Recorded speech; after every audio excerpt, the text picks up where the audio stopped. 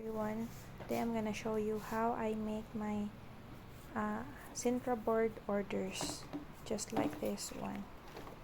So sintra board is a counterpart of our usual photo frames, but this one is very light. See, it's very light, yet it's very durable, and it's not dangerous if it falls down from your wall. So usually people just add is nano tape on the back and stick it on the wall. Some request to have a standee here, then they will just make it like this. Just stand on their countertops, on their table. Then if you have kids, this is very suitable because it is very safe since it's very light. Even if this drops down on their head, they won't get hurt that bad. So there are three usual thickness that sintra board makers use. So there's 1 mm, 3 mm, 3 mm, and 5 mm. So this one I usually use 3 mm. This is the 5 mm, and this I don't have 1 mm. 1 mm is very thin. It's very prone to breakage. 3 mm is just right and very easy to cut, yet it's still very durable and rigid. Then 5 mm, it's very durable. It's not easy to bend, but it's a bit hard to cut for me since I am not that strong. So I stay with 3 mm. Also, the thicker it goes, the more pricey it goes. So since I'm in the province side, most people can't afford the 5 mm, so I stick with 3 mm. This one. So next, you have to prepare vinyl sticker. So you can actually use photo sticker, which is very cost efficient. It's very cheap, but I recommend vinyl sticker since this can be waterproof with a photo top on it, and if it gets wet, it won't torn down. It won't get torn. So I recommend to use vinyl sticker, and the brand I am using is iTech. You can use any other brand as long as it's compatible with your printer. So this is very compatible with my printer, which is L121, and I am using matte. So glossy, I don't have luck with glossy because it gets smudged on the bottom part of the print. Even with my bigger printer, which is L14150, the same issue arises with QWAF, and the ink is not easy to dry up with QWAF. So I don't know if I'm the only one who got that issue, so I stay with iTech. So next, I am using this one. This is a Next Jet photo top. This is not the thinnest photo top. There's still another photo. They have a more thinner photo top, but though I like the thinner one, it's a bit hard to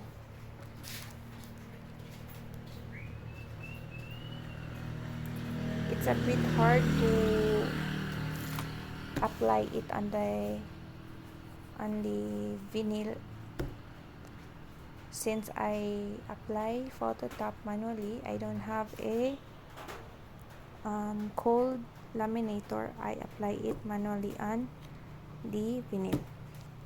So this is the medium thickness phototop from NextJet.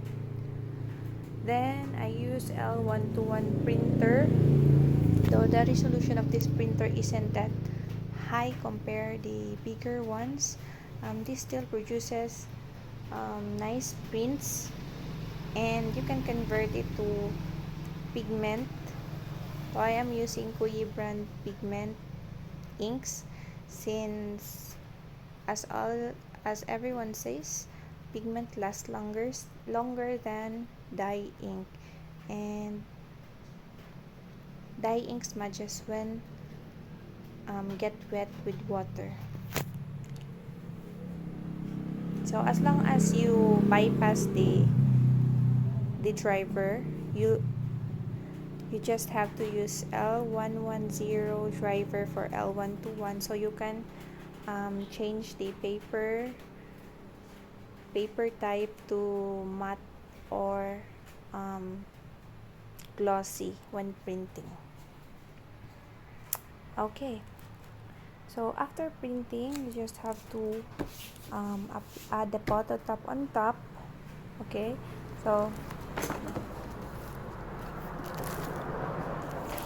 after printing, add the phototop on top, then you will get a few extra phototops on the side, so you'll just have to cut it. Also, the margin should be cut up. Since L121 is not borderless, you have to cut the margins too. I am using a cloth paper cutter, A3 size. And when you are in a printing business, you really have to have this one. So after cutting, it will be like this.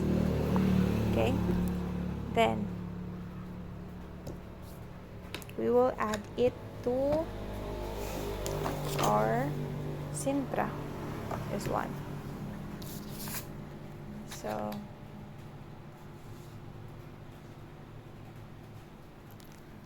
after adding it, wait, I'll just position the camera so you will see it better.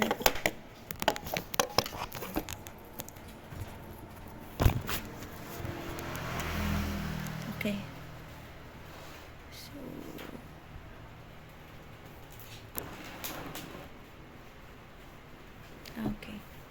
so make sure you wipe off any dust from the sintra board to make sure the vinyl sticks very well.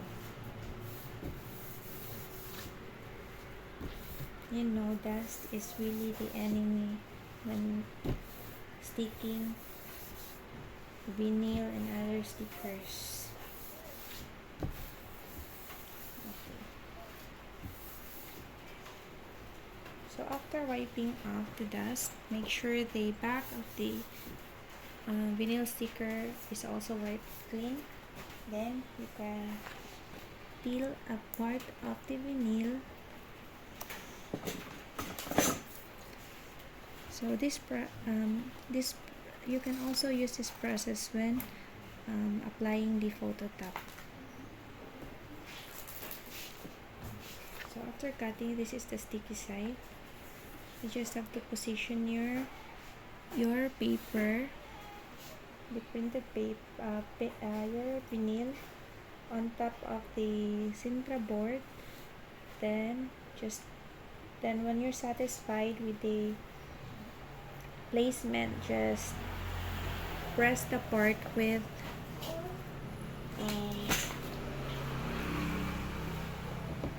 that was cut off.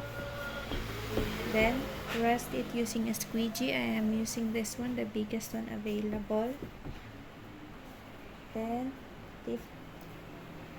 lift this, then remove the backing and start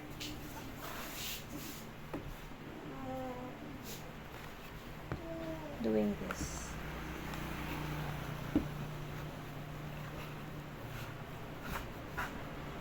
Slowly Make sure both sides, both ends is getting pressed down slowly. To make sure there's no bubbles, you have to press it as hard as you can, but not as hard that the photo top will get scratched.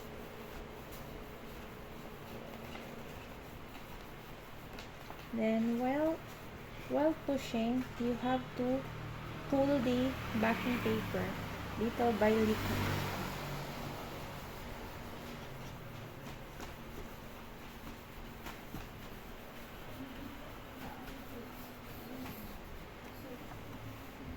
You need to make sure you do it slowly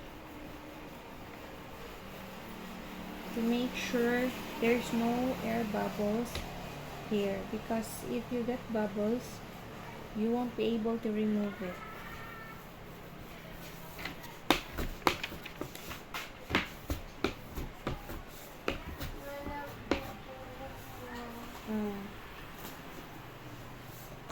Then we will remove the excess parts.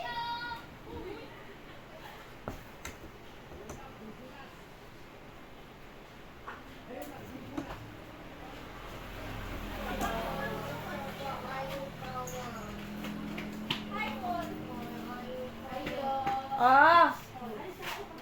Ang samaan! At saan?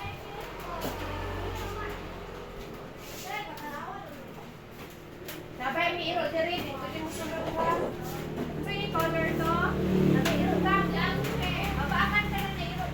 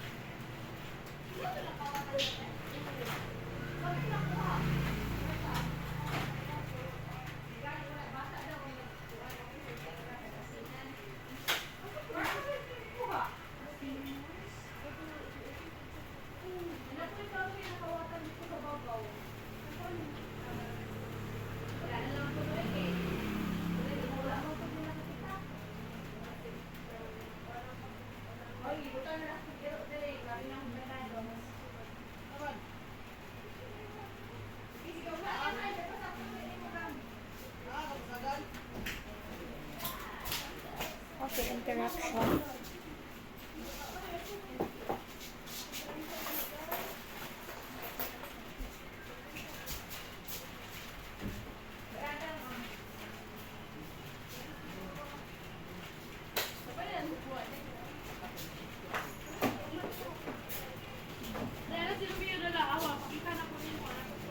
So, may order ako na ito.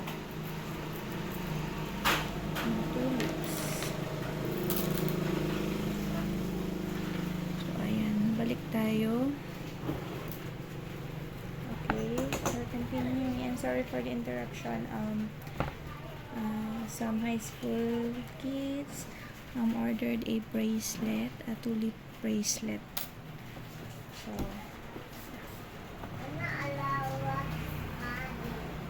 mm, mm, mm.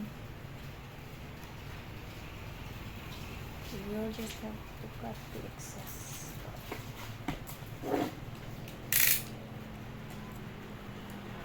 Mama, tago ini boy ak dia taas mat tago ma tago si ibi buma tago si ibi boy mama tago si ibi boy dito ako gaw kuna tago ma mati kala tago man ani atani alat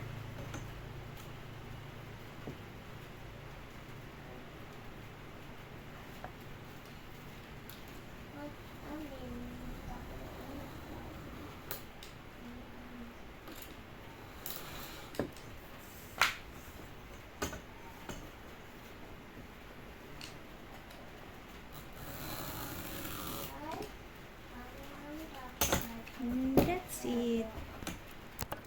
Our sintra board is complete.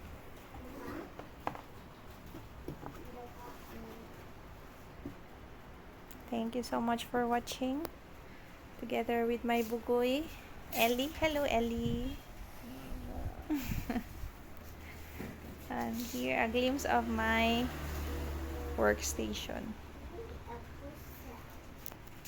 It's not as aesthetic with other print shops, but yeah, I love this. Bye.